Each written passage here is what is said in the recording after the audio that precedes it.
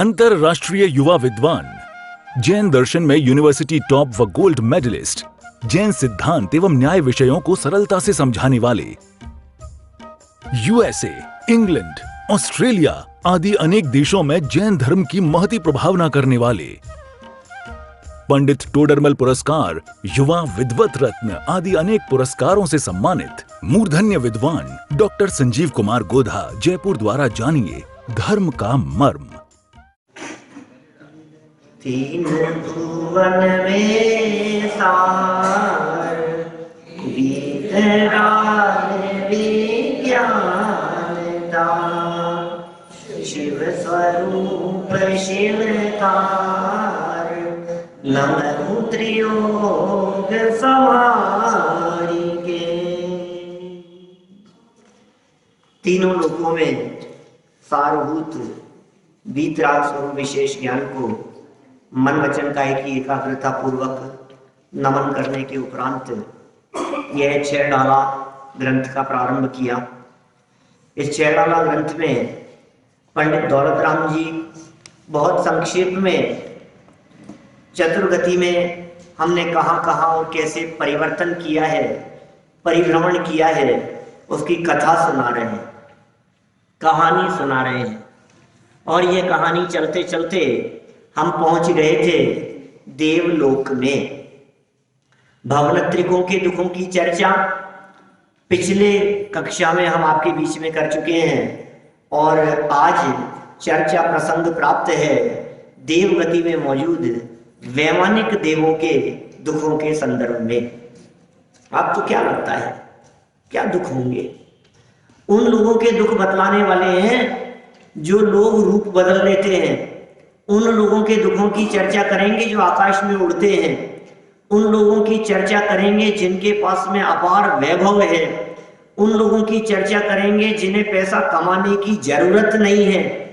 उनकी चर्चा कर रहे हैं, दुख बतला रहे हैं जिन्हें भूख प्यास की जरूरत लगती नहीं है, वेदना नहीं है। उन लोगों के दुख बतला रहे हैं जिन्हें शारीरिक किसी प्रकार की कोई परेशानी नहीं होती है।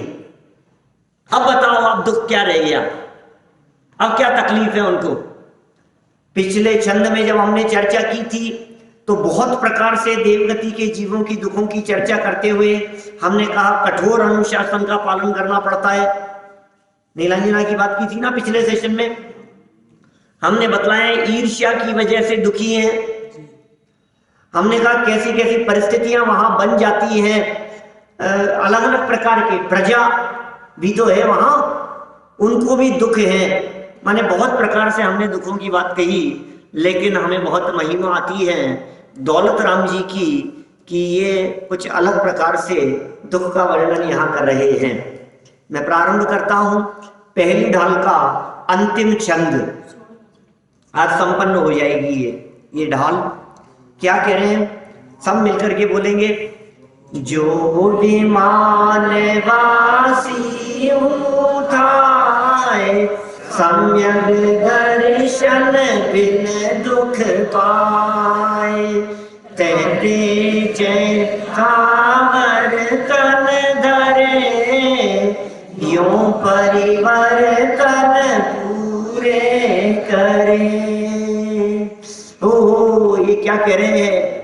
ये दौलत राम जी के वचनों को पढ़ो, सुनो तो सही। विमानवासी विमानों में रहते हैं। ये कैसे होते हैं विमान? जिन विमानों में ये स्वर्ग के देव रहते हैं वे विमान चलायमान नहीं होते, वे विमान स्थिर होते हैं। हमें ऐसा लगता है ना विमान माने एरोप्लेन जैसा, विमान माने बैठ के जाने के लिए साधन, ऐसा नहीं है। वे विमान स्थिर हैं, उनमें रहते हैं। उन विमानों में रहते हुए वो विमान क्या है? नगर है, पूरा का पूरा स्थान है। बहुत बड़ा नगर है, पूरे देवों की नगरी उसमें बसी हुई है। और सबसे बड़ा आश्चर्य आपको सुनकर के लगेगा कि वे देव लोग अपने विमान को छोड़कर बाहर नहीं निकल सकते, बाहर नहीं निकल सकते मूल शरीर के साथ में। एक उंगली भी अपने विमान से बाहर नहीं निकल सकती। ऐसी स्थिति है। सारे के सारे देव मूल शरीर में वही रहेंगे। तो बाहर जब निकलते हैं, जब यहाँ मध्य लोक में आते हैं, जब समविशरण में जाते हैं, दिव्य ध्वनि सुनने के लिए जाते हैं, तो विक्रिया से रूप बना करके जाते हैं, डुप्लीकेट शरीर जाता है, दूसरा शरीर। स्वधर्म भी नहीं, स्वधर्म हो चाहे ईशान हो चाहे कुबेर हो, कोई भी हो, सब नकली शरीर बनाकर, नया शरीर बना करके वहां जाते हैं। और यही कारण है, आत्मा सब में, आत्मा व्याप्त रहता है। आप जीव बोल रहे हो, मैं आत्मा कह रहा हूं। आत्मा उस डुप्लीकेट शरीर में भी रहता है। मूल शरीर से रहकर लेकर डुप्लीकेट शरीर तक आत्मा के प्रदेश, माने आत्मा वो फैला हुआ रहता है। At a time Saudharma Indra समविशरण की दृष्टि से बात करें तो 170 समविशरणों में एक साथ रह सकता है। दायद्वीप में एक साथ 170 तीर्थंकर हो सकते हैं, सब में रह सकता है सौधर्म इंद्र। लेकिन चूंकि मूल शरीर नहीं है, ध्यान रखना, मूल शरीर वहां भोगों में रहता है, मूल शरीर वहां विमानों में रहता है, इसलिए वो डुप्लीकेट शरीर होने के कारण मुनिराजों को आहार नहीं दे सकता। समझ में आ रही है बात? आहार दान की पात्रता नहीं है। हमारे यहाँ प्रथमानुयोग में इस तरह के प्रसंग कई आते हैं जिनमें कहा देवों ने जंगल में नगर बसाकर मुनिराजों को आहार दिया, जंगल में नगर बसा दिया, मुनिराजों को आहार दिया। फिर क्या हुआ? चंद्रगुप्त मुनिराज को भद्रबाहु के समय में, चंद्रगुप्त जानते हैं ना, वही चंद्रगुप्त मौर्य की बात कर रहे हैं हम, उसने दीक्षा ले ली थी, इतिहास में प्रसिद्ध है, 2300 वर्ष पुरानी घटना है। ये चंद्रगुप्त वही महापुरुष है जिनके नाम पर श्रवण बेलगोला में सामने वाली पहाड़ी का नाम चंद्रगिरी पड़ा। ये तो विंध्यगिरी है जहां बाहुबली भगवान है, सामने जहां भरत जी की प्रतिमा और जहां है वो पहाड़ी, उसका नाम चंद्रगिरी है, वो चंद्रगुप्त के नाम पर है। वे चंद्रगुप्त आचार्य भद्रबाहु स्वामी के निर्देशन में ये उनके सामने दीक्षित हुए, बहुत वही समाधि भी हुई। फिर क्या हुआ? ये कहीं आहार चर्या के लिए गए, देवों ने नगर बसा दिया, आहार दिया उनको, आहार लेकर के आ गए वे मुनिराज। अपना एक मुनिराज संघ में वो अपना कमंडल वहां भूल आए थे, तो वापस लेने के लिए गए। जब वापस लेने के लिए गए तो वहां तो जंगल था, नगर गायब, और जो कमंडल था वो किसी एक शिला पर, किसी एक पत्थर के ऊपर पड़ा हुआ मिला। उन्होंने आकर के अपनी पूरी घटना का उल्लेख आचार्य श्री को किया, तो आचार्य देव ने उन्हें प्रायश्चित दिया कि ओहो ये अपराध हो गया हमारे से, हमारी गलती क्या है, लेकिन फिर भी हमें प्रायश्चित करना पड़ेगा। देवों ने नगर बसा करके आहार दे दिया। देव क्यों नहीं आहार दान के योग्य हैं? षट आवश्यकों का पालन नहीं करते, संयम अंगीकार नहीं कर सकते। सारे जगत के जीवों को देवों की महिमा आती है, लेकिन अहो आश्चर्य कि वे देव लोग मनुष्य जन्म प्राप्त करने के लिए तरसते हैं। आपसे पूछे भाई साहब कहां जाना है, बताओ? स्वर्ग, स्वर्ग जाना है, स्वर्ग जाएंगे, मर करके स्वर्ग जाएंगे। अरे देवों से पूछो वे मर के क्या बनना चाहते हैं? वे मनुष्य बनना चाहते हैं। ये मनुष्यों की कीमत है, हमें मनुष्यों की कीमत नहीं आती है, समझ महिमा समझ में नहीं आती है, हमें क्या मिल गया है, हम कौन सी पोजीशन में खड़े हैं, हमें इस बात की कीमत नहीं मालूम है। अभी देखिए बहुत प्रकार के दुख हो सकते हैं, थोड़ी थोड़ी चर्चा करेंगे। दौलत राम जी ने तो इस छंद में दुखों का वर्णन करते हुए इतनी गजब की अलग हटके बात कही है। देवगति के दुख, आप कल्पना करो, आपको देवगति के जीवों के बारे में निबंध लिखने के लिए कहा जाए और दौलत राम जी की ये लाइन नहीं हो तो आप एड़ी से चोटी तक का जोर लगा लो, 40-40 साल से स्वाध्याय कर रहे हैं, उसके बावजूद भी बोलो आप ये शब्द नहीं लिख सकते थे। आप यही बतलाते ईर्ष्या होती है और वो दूसरों को देख करके दुखी होते हैं, ऊपर जब वैभव ज्यादा दिखाई देता है जलते हैं, मानसिक दुख है, ये सब दुख बतलाएंगे आप। देवगति के जीव मन मरने के 6 महीने पहले माला मुरझा जाती है, पता लग जाता है मर के कहाँ पहुंचने वाले हैं, यही तो दुख दिखेंगे ना आपको देवगति के। विस्तार से देवगति के दुखों का वर्णन करो। एक वाक्य भी आपका नहीं आएगा ऐसा जो दौलत राम जी ने 2 लाइन में वर्णन करना था वैमानिक देवों का। निहाली साहब 2 लाइन में वर्णन करना था वैमानिक देवों के दुखों का, दूसरी लाइन में तो खत्म ही कर दी। तहते से थावरतन धरे तो मरने के बाद की बात कह दी, स्थावर हो जाएंगे, परिवर्तन पूरे करे। अब बची एक लाइन, एक लाइन में भी जो विमानवासी हूं थाए, आधी लाइन तो इसी में कर दी कि जो विमानवासी हो गए। अब दुख बतलाने के लिए उन्होंने आधी लाइन दी। ये मुश्किल बोलो, आधी लाइन में दुख बतला दिए माने, और आधी लाइन में वो मार्मिक बात बतला दी जो मार्मिक बात अच्छा विद्वान नहीं निकाल पाए, बड़े बड़े लोग नहीं निकाल पाए। वो आधी लाइन के अंदर वो मर्म बतला दिया। सारे जनागम का सार आ गया, द्वादशांग का सार आ गया इस लाइन में। चतुर्गति के जीवों के दुख का मूल कारण यदि कोई है तो आधी लाइन में बतला दिया। जो विमानवासी थाए हो गया हो, विमानवासी हो गया हो, विमानों में जाकर के पैदा हो गया हो, स्वर्ग में जाकर के वैमानिक देव हो गया हो, तो भी क्या कहते हैं? जो विमान वासी हूं थाए, सम्यक दर्शन बिन दुख पाए हो। सम्यक दर्शन के बिना दुख पा रहा है। सम्यक दर्शन के बिना दुख, आप कल्पना करें सम्यक दर्शन के बिना वाला दुख क्या होता होगा। क्या दुख है सम्यक दर्शन के बिना, दुख है।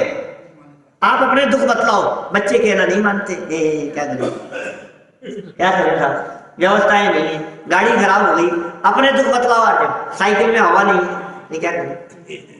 अपने दुख बतलाओ। मोबाइल टूट गया, ये चला गया, चश्मा टूट गया, आपको क्या किसके बिना दुख दिखाई देते हैं? कल्पना करो आप। बच्चे नहीं है साहब, बहुत परेशान है हम, वो छोड़ करके चला गया, बहुत परेशान है हम।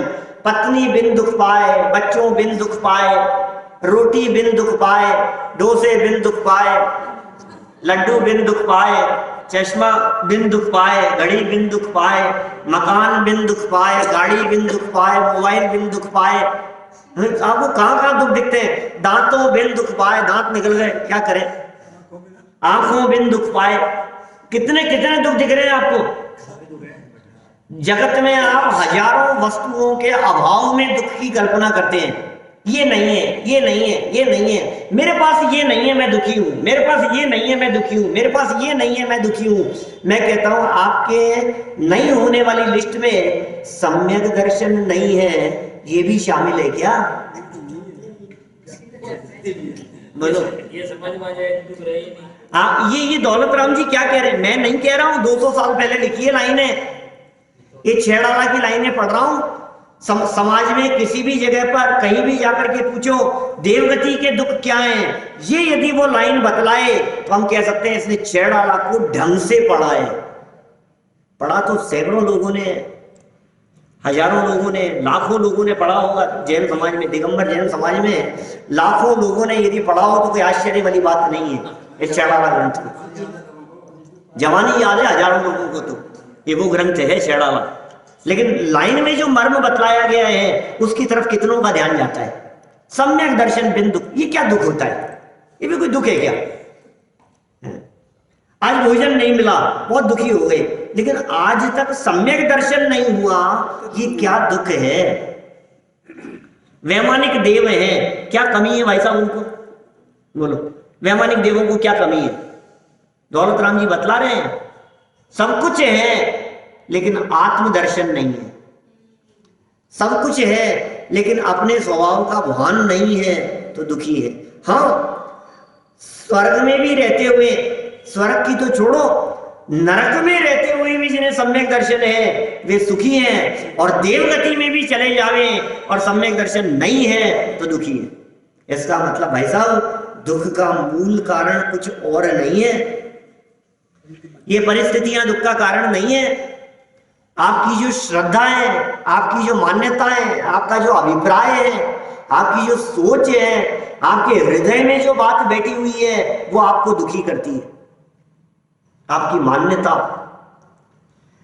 अपने अपने आप की खबर नहीं, क्या जिन्हें अपनी खबर नहीं उन्हें दुखी होने से कौन बचाए, और जिन्हें अपनी खबर है उन्हें दुखी कौन करे। जंगल में चले गए, मुनिराज है, ध्यान अवस्था में बैठे हुए हैं, शालनी खा रही हो, शेर बाग खा रहा हो, लेकिन अपने स्वरूप की खबर है, अब कौन दुखी करे। सम्यक दर्शन बिन दुख पाए।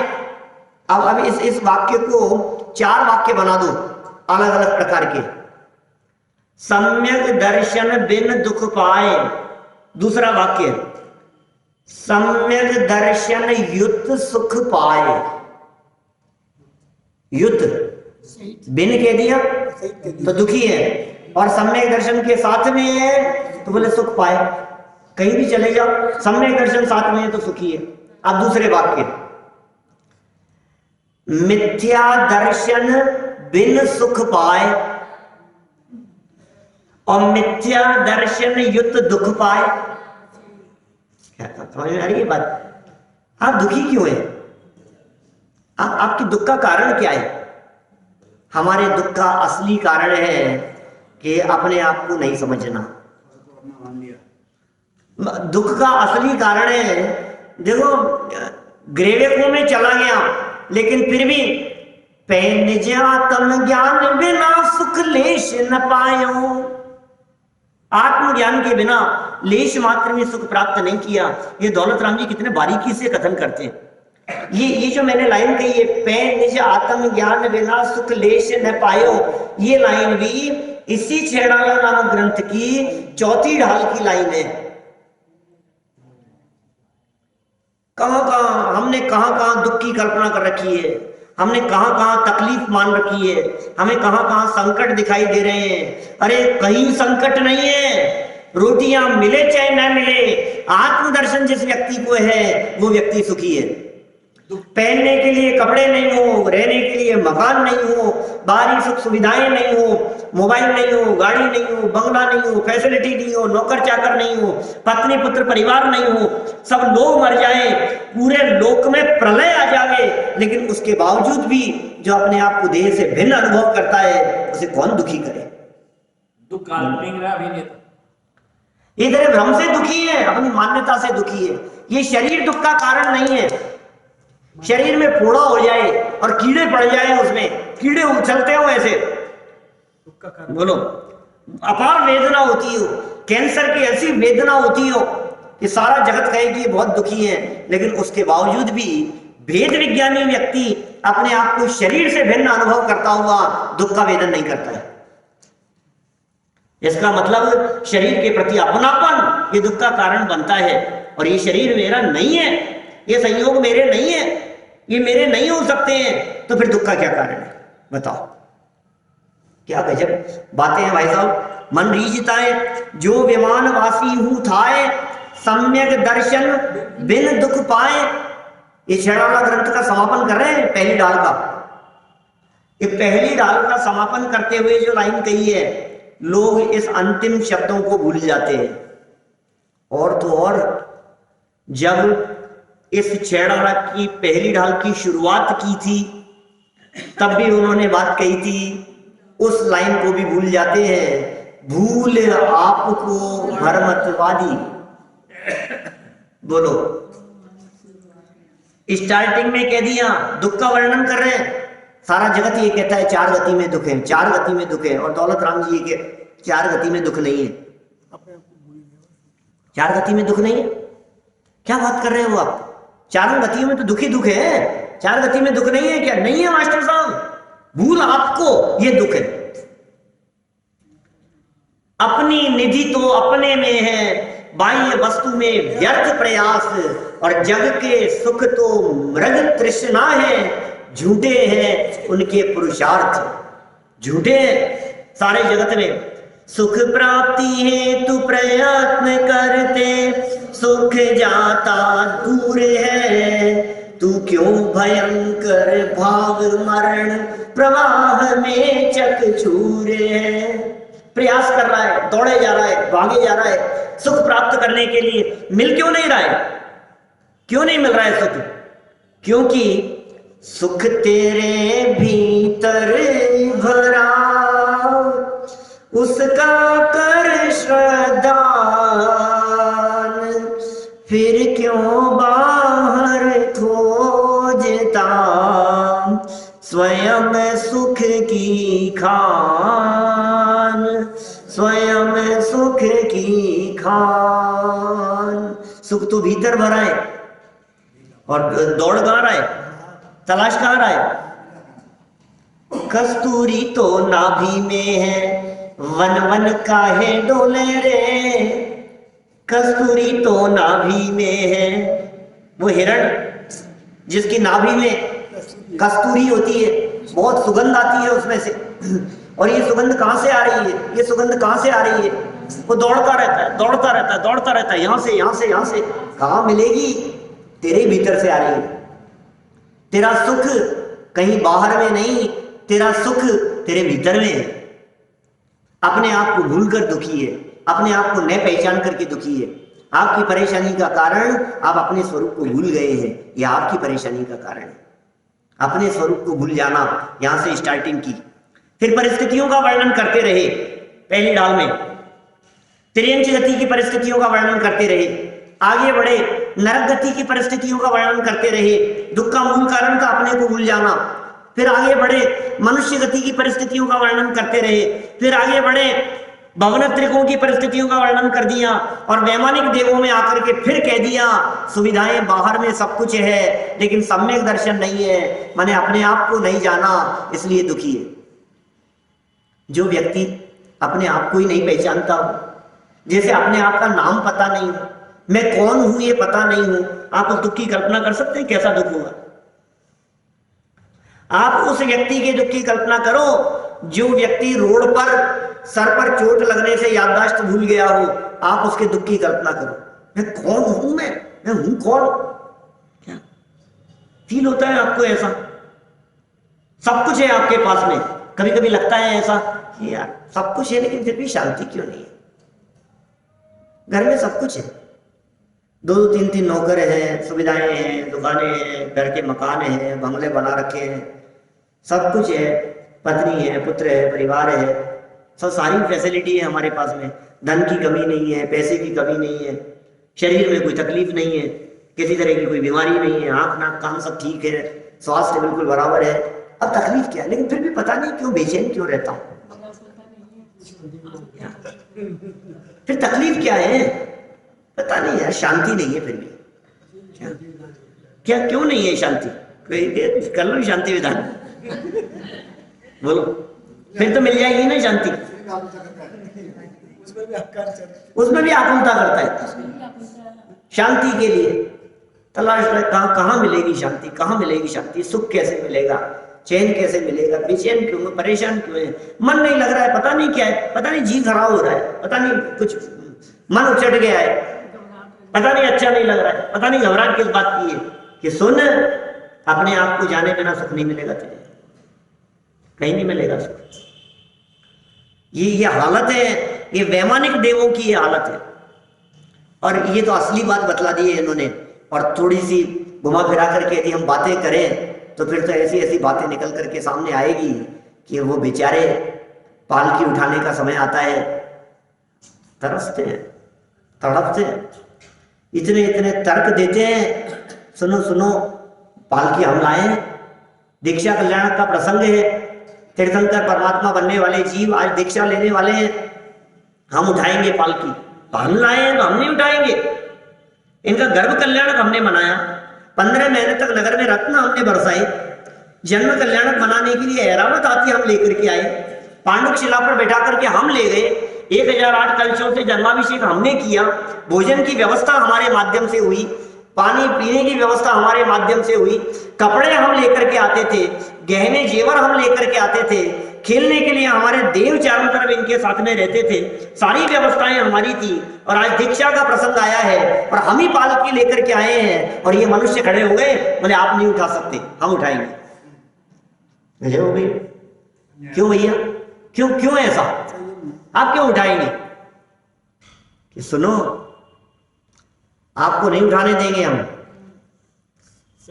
वही उठाने का अधिकार। ये संयम का प्रसंग है, क्या ये दीक्षा लेने का प्रसंग है। इस प्रसंग में पालकी उठाएंगे तो हम उठा सकते हैं, क्योंकि हम इनके साथ में दीक्षा ले सकते हैं। यदि तुम इनके साथ में दीक्षा ले सकते हो तो उठाओ, आ जाओ सामने। 3 कदम पीछे हट गया सौदामिंद्र, क्या करे बेचारा, दीक्षा नहीं ले सकते, संयम नहीं ले सकते।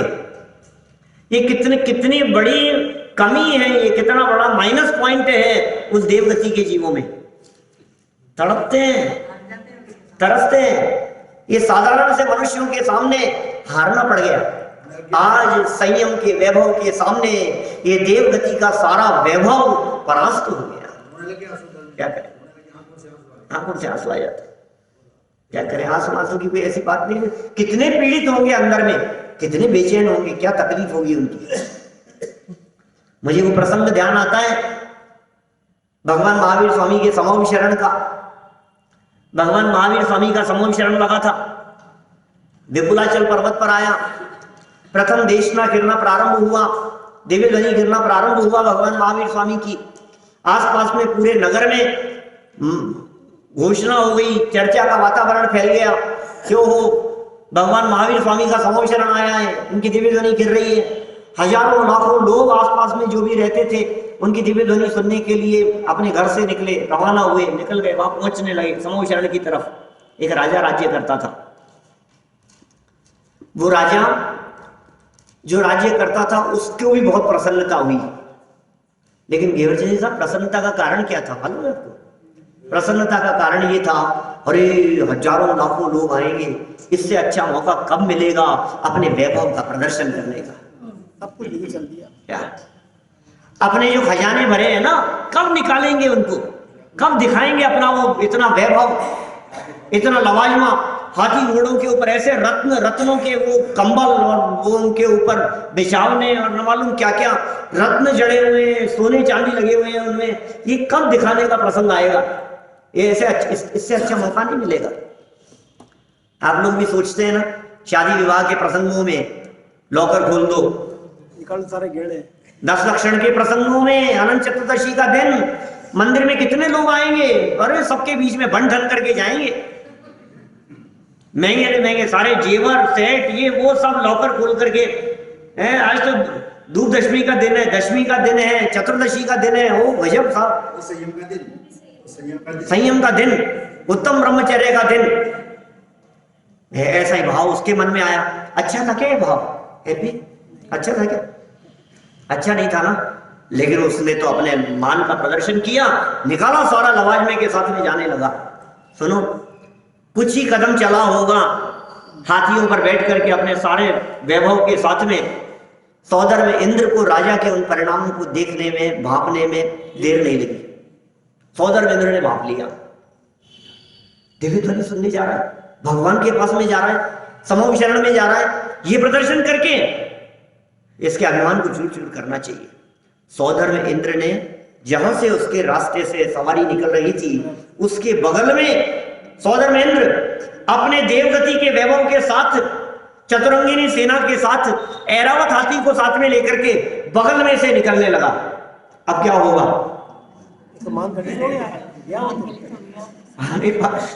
सौदर में इंद्र के वैभव के सामने क्या है इसका वैभव?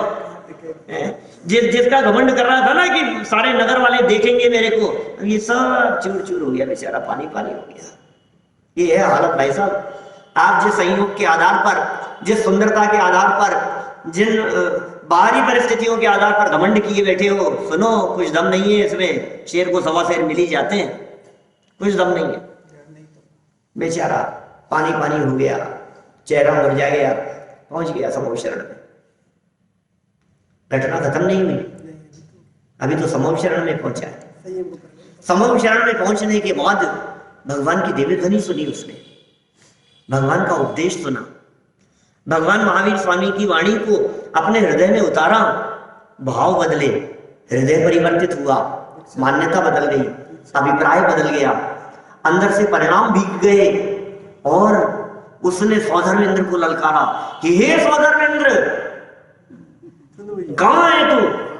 तूने मुझे मान में परास्त कर दिया, तूने मुझे वैभव में परास्त कर दिया, तूने मेरा अभिमान चूर चूर कर दिया, लेकिन आज मैं तुझे यहां खड़ा होकर वापस ललकारता हूं। मैं भगवान महावीर स्वामी के समोर शरण में ज्ञानेश्वरी दीक्षा अंगीकार करने जा रहा हूं, तेरी हिम्मत हो तो परास्त करके बता। हाथ जोड़ लिए। क्या हुआ होगा? सौदर मित्र दौड़ता दौड़ता चला आया, चरणों में पड़ गया। बोलो आप।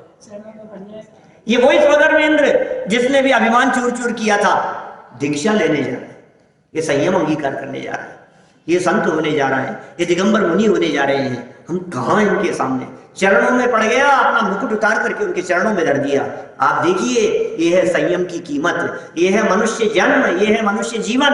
ये देवगति के जीव, ये वैमानिक देव, ये तरसते हैं मनुष्य जन्म प्राप्त करने के लिए, तड़पते हैं, ये तिल मिलाते हैं। कोई व्यक्ति सारी व्यवस्थाएं आपने की हो और लास्ट मोमेंट पर आपको ये कह दे कि तुम्हें अधिकार नहीं है, तुम्हारी क्या हालत होगी? उस परिस्थिति को फील करने की कोशिश तो करो आप। सारी व्यवस्थाएं आपके पास में है, सब कुछ आपने किया, और लास्ट मोमेंट पर जब तिलक लगाने का काम था, बोले नहीं नहीं, इनको हटाओ, दूर हटाओ इनको। ये सब कुछ तो मैं ही करता रहा हूं आज तक। जन्म से लेकर के 83 लाख पूर्व तक सारी व्यवस्थाएं हमने की ऋषभ देव के लिए। सारी व्यवस्थाएं, दिन रात उनकी सेवा में लगे रहे, और आज जब प्रसंग आया पालकी उठाने का, मना कर दिया गया, हमारे बेइज्जत कर दिया, हमारे को शर्मसार हो गए हम, हमारी कोई कीमत नहीं है। ऐसा ही है भाई साहब, ऐसा ही है। आपको पता है आप कहां आ गए? आपको पता है आपको आपकी कीमत? आपको पता है आप क्या बन सकते हैं? आपको पता है आपका नाम उस जगह पर आ सकता है जिस जगह पर अरहंत और सिद्धों का नाम आता है? आपका नाम उस जगह पर आ सकता है। इस जन्म में, इस जीवन में, इसी जीवन में गुणस्थान चौथा नहीं, पांचवा नहीं, छठा सातवां हो सकता है। अरहंत और सिद्धों की बराबरी में आपका नाम हो और 3 लोक के जीव आपको वंदन करें, वो पोजीशन आपकी हो सकती है। विमान वासी हूं था है, क्या दम है? विमानों में चला गया तो सम्यक दर्शन बिन लो, कुछ नहीं है। इकट्ठे कर लो चाहे जितने हीरे मोती, क्या संतुष्टि नहीं मिलती, संतुष्टि नहीं मिलती, चैन नहीं मिलता। रत्नों में सुख नहीं भरा है जिन्हें देखने से सुख मिलेगा, सुख अंदर भरा हुआ है। इनमें सुख नहीं है, इस सामग्री में सुख नहीं है, इस संपदा में सुख नहीं है। ढेर लगे हुए हैं सामग्री और संपदा के, रत्नों के पल्ले में झुलाओ, बोलो सोने से तोल दो उन्हें, कितने सुखी हो जाएंगे। मन ही मन खुश हो रहा है, लेकिन एक झटका लगता है सब जाता रहता है। ये सम्यक दर्शन, ये क्या चीज है? ये आत्म दर्शन है, ये अपने स्वरूप की पहचान है, ये अपने आप की श्रद्धा है, ये देव शास्त्र गुरु का अनुसरण करते हुए अपने आत्मा के स्वरूप को पहचानने की बात है। मूल चीज है भाई साहब, ये माल है। आप जिन संयोगों से दुखी होना चाहते हैं उन्हें इकट्ठा करने के लिए तो आपके बस में नहीं है। उस जाति का कर्म का उदय होगा तो संयोग मिलेगा, अपने हाथ में क्या है? उस जाति का कर्म का उदय चाहिए ना। आपको यदि ये चाहिए कि मुझे ये वाला फोन चाहिए, अब उस जाति का कर्म का उदय होगा तो वो चीज मिलेगी आपको। आपको ये गाड़ी चाहिए, आपको जयपुर की इस कॉलोनी में अच्छा बंगला चाहिए, अब उस जाति का कर्म का उदय ना हो तो आपको वो नहीं मिल सकता है। इसका मतलब वो आपके कंट्रोल में नहीं है। लेकिन सुनो, सम्यक दर्शन आपके कंट्रोल में है। क्या सम्यक दर्शन में स्वाधीनता है, संयोगों को इकट्ठा करने में पराधीनता है, परतंत्रता है। उस परतंत्रता में सुख नहीं है। स्वाधीन सुख, स्वाधीन आनंद लो जहां भी प्राप्त हो। निर्दोष सुख, निर्दोष आनंद, कैसे कैसे आनंद और कैसे सुख की चर्चा करते हैं, ये ज्ञानी जीवों की बात है भाई साहब। और फिर क्या हुआ? और जो असली बात जो है, सम्यक दर्शन नहीं था तो वहां से मरा और तहते जय थावर तन घरे, क्या करें? तहते जय थावर तन घरे, स्थावर हो जाता है, एक इंद्रिय हो जाता है, सब कुछ छीन लिया जाता है। वहां से मर करके एक इंद्रिय हो गया, एक इंद्रिय पृथ्वी का एक हो गया, जल का एक हो गया, वनस्पति का एक हो गया। वहां से मर करके हजारों वर्षों तक हमारे को खड़े रहना पड़ेगा। यहाँ उस कुतिया के पेट में जाकर के जन्म लूंगा, खाने पीने की व्यवस्था नहीं है, कुछ ओढ़ने पहनने की व्यवस्था नहीं है, भोजन पानी का कुछ ठिकाना नहीं है। ये सारा का सारा वैभव ये सब छूटता हुआ नजर आ रहा है। इसका नाम है मौत। मौत, मौत क्या चीज है? मौत में क्या होता है? आपका जवान बेटा मर जाए, कितनी तकलीफ होती है? एक बेटा मरा है और हमने कहा नहीं, बेटे के साथ साथ में पत्नी भी मर गई। अब बोलो, अब कितनी तकलीफ होती है? नहीं, उसके साथ में तुम्हारे और जो बच्चे, परिवार, माता पिता सब थे ना, वो भी सब मर गए। अब बोलो, आप अकेले रह गए। हाईवे पर जा रहे थे पूरे परिवार के साथ में, आप अकेले बच गए, बाकी सब मर गए। आपके हस्बैंड मर गए, आपका बच्चा मर गया, आपके माता पिता मर गए, आपके भाई मर गए और आप अकेले बच गए। अब बोलो, कितनी तकलीफ होती है? कोई बात तो नहीं, घर में आकर के रोएंगे, बैठेंगे, नहीं तुम्हारा घर भी खत्म हो गया। अब बोलो, अब कितनी तकलीफ है? सर छिपाने के लिए जगह भी नहीं बची। मौत उसका नाम है। एक एक चीज के चले जाने पे तुम दुखी हो रहे हो। मौत उसका नाम है जब सारी चीजें एक साथ चली जाती है। उन वैमानिक देवों की कल्पना करो, जीवन भर सागरों की आयु, जिन्होंने जिन अनुकूलताओं में बिताई हो, जिन अनुकूल संयोगों के साथ में बिताई हो, आज वे सारे के सारे संयोग एक झटके से विदा हो रहे हैं और जन्म दिख रहा है वहां जाकर के। वनस्पति का एक पेड़ में जाकर के, एक फल में जाकर के पैदा हो रहा है, आम के फल में जाकर के पैदा हो गया। अब ये क्या हालत दिखाई दे रही है? एक पत्ते में जाकर के पैदा हो गया, एक घास के तिनके में जाकर के पैदा हो गया। अब उसका तकलीफ की वेदना सोच करके ऐसा लगता है वो क्या स्थिति होती होगी। श्रीमती सुशीला सराफ पुत्र पुत्रवधू सुनील मीना सराफ, संजय सुलेखा सराफ, पौत्री सुमी, सालवी, मुस्कान, सागर सीमेंट पाइप इंडस्ट्री सागर।